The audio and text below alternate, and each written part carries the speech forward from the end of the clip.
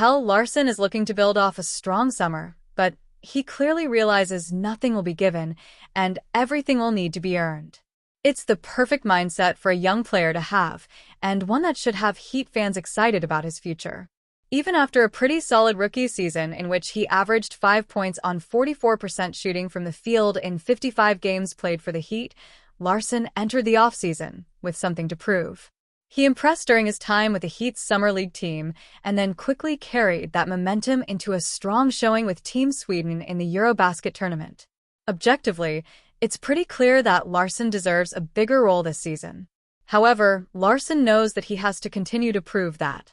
Like my rookie or no expectations, just try to earn everything from the start ground up, coming in with no expectations really, just try to earn everything again. Pelle Larsson on his approach this year. Pelle Larsson will be battling for a spot in the rotation. Even after the Tyler Herro injury, it's far from a foregone conclusion that Larsson will have an immediate spot in the rotation for the Heat. He'll be battling against the likes of Terry Rozier, Drew Smith, when he's healthy, and Simone Fontecchio for minutes. And that's beyond the established rotation players of Jamie Jaquez Jr., Davion Mitchell, and Norman Powell. Larsson will certainly have his work cut out for him, but if he continues to have a strong work ethic and if his performance this summer is any indication, he could quickly prove his worth to Heat head coach Erik Spoelstra. As a player who has proven to be willing to do whatever it takes to help the team win, Larsson is the exact type of player every team needs. The Heat won't be the exception, especially as they head into a season that is full of uncertainty. If the Heat are going to be a playoff team this season, they're going to need a few of their young players to take another jump in their development. Larsson is probably one of the players on that short list of candidates. And with the mindset that Larsson has heading into the start of training camp, there's reason to believe that he will find himself in a position to succeed in Miami this year. The possibilities are endless for Larsson this season, but none of that would be possible without the right approach. It does seem like he has that covered. For the Miami Heat, there's one contract extension decision that should be a no-brainer. Before the October 20th deadline, the Heat needs to do what it can to lock up Nikola Jovic to a contract extension. If the Heat believes Jovic is ready to take the next leap in his development, it's time to prove that with their checkbook.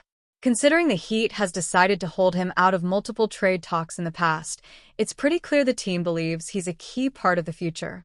Assuming that to be the case, not giving him a contract extension now could prove to be very costly for the team in the long run. If the vibes surrounding Jovic at Media Day were any indication, it's clear that not only is Jovic expecting a bigger role with the team this season, but also that the team is expecting much from him, too. Perhaps the biggest sign of good news for the Heat was that Jovic stated that he'd welcome an extension before the season. If the Heat could sign him now, it could prove to be the steal of the summer for the franchise, especially if he does make the leap in his development that the team may be anticipating. All eyes are still on Tyler Herro. Of course, you can't help but wonder if the Heat may be prioritizing a decision on Herro's decision first. If that were the case, it wouldn't be that shocking. The Heat could probably work both at the same time, but the team probably wants to get a good handle on what will take place with Herro before moving forward with any other big moves. In many ways, the injury to Herro may have completely altered the timelines for both players. But the more and more the Heat may think about it, the clearer it gets that signing Jovic to an extension now may be in the best interest of the franchise, no matter what may end up happening on the Herro front. If Jovic takes another developmental jump, waiting until after the season to sign him to an extension could prove to be more costly. That's why taking the gamble on signing him now could be worth it for Miami. And if Jovic is indeed open to a deal now, there shouldn't be much holding back from agreeing to an extension now.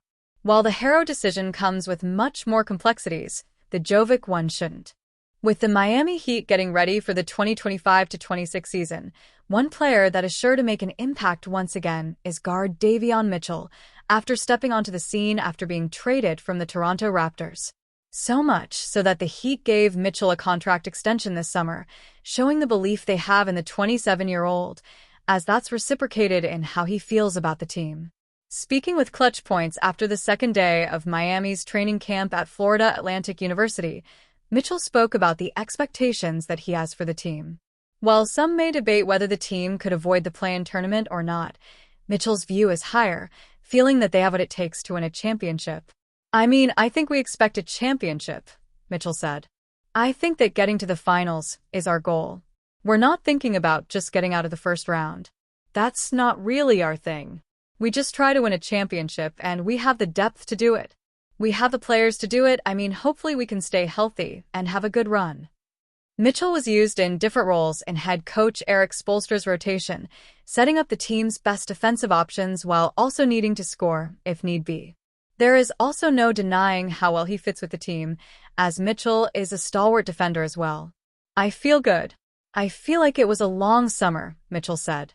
I'm just excited to be back with the team and actually practicing. I can't wait to play these games. In the summer, it gets a little bit boring because you want to watch basketball and nothing's on, so I'm just good to be back, honestly. Heat's Davion Mitchell on sustaining his level of play. As Mitchell sets his focus on the upcoming Heat season, he looks to build off last season, where, after the Jimmy Butler trade, Mitchell had an immediate impact as a do-it-all role player for the team. Besides his playmaking, defense, and other traits, the one aspect that surprised fans was 44.7% from three-point range, though for Mitchell, it wasn't that shocking, and he believes it's sustainable. No surprise, I mean, I put in a lot of work throughout the years, I think it's sustainable, Mitchell said. I think I just got to keep taking the right shots and being confident in my shot no matter miss or make. I think that I probably have a lot more open shots, having Norm and Tyler on the floor together, and Wiggs a lot of offensive threats. I might have open shots. So, I mean, just knock it down, have confidence. In terms of where Mitchell wants to improve, it's his game around the basket, especially with the lob threats on the team like Bam Adebayo and Kel'el Ware. I mean, just like things around the paint. I think that obviously shooting, I work on that every year, but just more things to get in the paint, touches, floaters, things like that. Because I have a lot of opportunities in there, especially we got lob threats, so they're not leaving Kel'el or Bam. So, find a way when I get in there on how to be effective and score the ball so they actually play me. And now I get these easier passes or little things like that. Heat's Davion Mitchell on getting a contract extension. With Mitchell now heading into his first full Heat season, he looks to live up to the team's belief in giving him the $24 million contract. Mitchell expressed how blessed he is to be in this place in his life and the importance of getting a second contract as a player in the NBA. I think my dream came true was obviously getting to the NBA, and now that I made it past that, I think that everyone said, like, getting your second contract means you actually did a solid job in your first contract, obviously, Mitchell said. So, I think that I'm just blessed to be in this situation, especially with the team I wanted to be on, and just have another chance to show what I can do. Last season for Miami in 30 games, Mitchell averaged 10.3 points, 5.3 assists, and 2.7 rebounds per game, while shooting 50.4% and 44.7% from deep, as said before. Mitchell and the Heat look to improve in training camp throughout the week until Saturday's preseason opener in Puerto Rico against the Orlando Magic. The Miami Heat's depth is going to get an early test. Not only will the Heat have to begin the season without Tyler Herro for at least the first month, but they're also starting training camp without Pelle Larsson at full strength. Still battling an injury he suffered in the Eurobasket tournament, Larsson didn't participate during the Heat's first day of training camp. Larsson is battling a thigh contusion, and he continues to do more each day, according to Heat head coach Erik Spoelstra. However, it's never great when a player, especially a young talent looking to cement his spot in the rotation, is beginning training camp on the sideline. The hope is that this isn't an injury or ailment that is going to linger much, but there's at least an outside chance that it impacts the team enough to throw their early season rotation off a bit.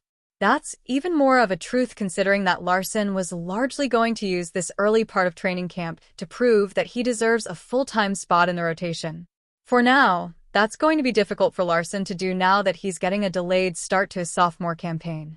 Pelle Larsson had a loaded summer workload. It's entirely unfair to suggest that Larsson's huge off-season workload is the culprit for his injury, but it's certainly something that should be considered. Larsson participated in the Summer League for the Heat and then quickly joined Team Sweden for the Eurobasket tournament shortly after. Larsson did have a few weeks between the end of the Eurobasket tournament and the start of training camp, but it still wasn't enough for him to completely shake the injury. Even though I don't believe anyone would consider this injury serious, it's still something to keep a close eye on. The Heat are probably playing this much safer than they need to, and that may indeed be what's best in the long run. Giving Larson an extra few days off before training camp, especially after the loaded summer he had, is not necessarily a bad idea. However, it's far from an ideal situation for Larson. This is not exactly how he'd like to begin his sophomore campaign, but it's a long season. I'd have to believe that Larson is going to have a bigger role this season, but he's going to have to wait a little longer to prove that. And for Heat head coach Erik Spoelstra, it probably changes some of his early rotation plans.